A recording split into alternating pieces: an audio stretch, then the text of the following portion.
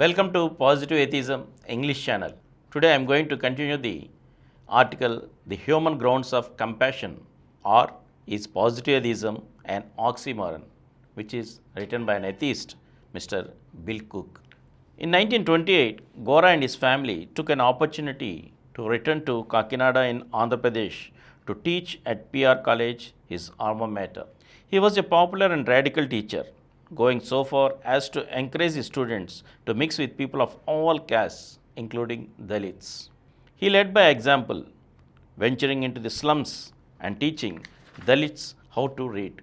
By this time, Gora and Saraswati were both atheists. He had ceased to wear Western clothing, preferring instead the khadi or homespun woven cloth. And it was at this point that Gora stopped wearing the sacred thread which identified him as a Brahmin.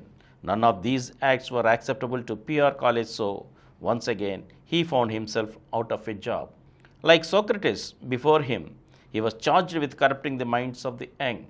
The campaign against Gora came to the attention of Sarvepalli Radhakrishnan, the prominent philosopher and later President of India, who at this time worked as Vice Chancellor of Andhra University. Though not agreeing with Gora, Radhakrishnan deplored the sacking and recommended he be appointed to teach botany at the Hindu College, Musulipatnam, also in Andhra Pradesh. Gora taught there for 5 years before resigning in 1940 after another campaign against him. Unemployed once more, Gora decided there was a little point in finding yet another teaching position only, in all likelihood, to lose his job a third time. An earlier attempt at establishing his own school to be run on democratic principles foundered when he was offered most of the startup money needed on condition he resumed wearing the sacred thread. It was time for a change of direction. So, with that in mind, Gora and his family went to the remote village of Mudunuru in Andhra Pradesh to begin a new kind of life. He was taking seriously Gandhi's call to return to the villages. It was a brave decision as they had 6 children to support and no obvious means of earning a living. Living in 2 thatched huts built for them, Gora engaged in adult education in the village, focusing on improved agriculture, sanitation, and calling into questioning harmful superstitions. This was the beginning of the Atheist Center. He taught people of all castes who sat together and drank from the same well. We need to bear in mind just how radical this was, and it was at this time that he took to calling himself Gora so that even his own name would be free of caste association. So successful were his various campaigns that Mudunuru came to be known as the Godless Village. And it should be thought that the inclusion of atheist thought was incidental to Gora's work or some eccentricity.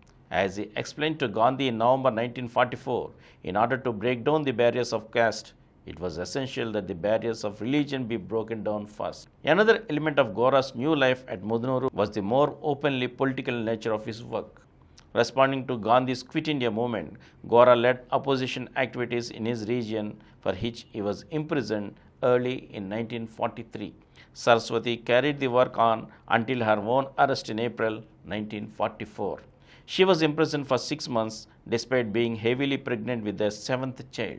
Imprisonment also impressed on Gora the awful inadequacy of prisoner rehabilitation, to which he devoted considerable energy for the rest of his life. It was Gora's work in the black blocks that caught the attention of Gandhi. A young man, Sri D. Ramaswamy, who joined Gora in 1942, had earlier worked at Sevagram, Gandhi's ashram, located near Wardha in what is now Maharashtra.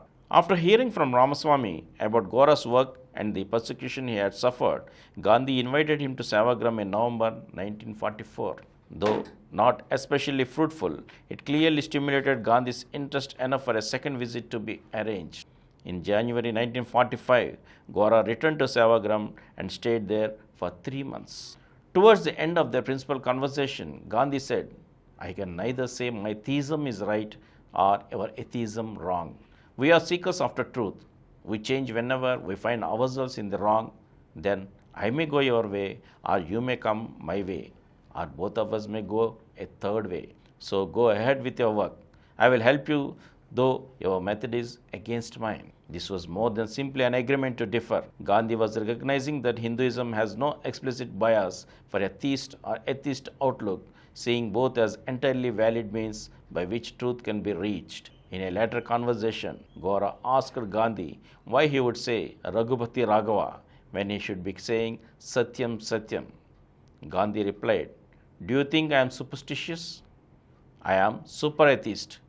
Gora's question to Gandhi was in the context of the change Gandhi had made from speaking of God is truth to truth is God. This trajectory away from specific God talk escalated in the last year of his life during the religious bloodletting in the months after independence. And from here, I shall lead out in the next episode again. Thank you. For more videos, please subscribe to our Positive Atheism English channel presented by Samaran Channels, which has crossed more than 20 crore views. Please like, subscribe and share our videos, and for notification of our new videos, please click the bell icon.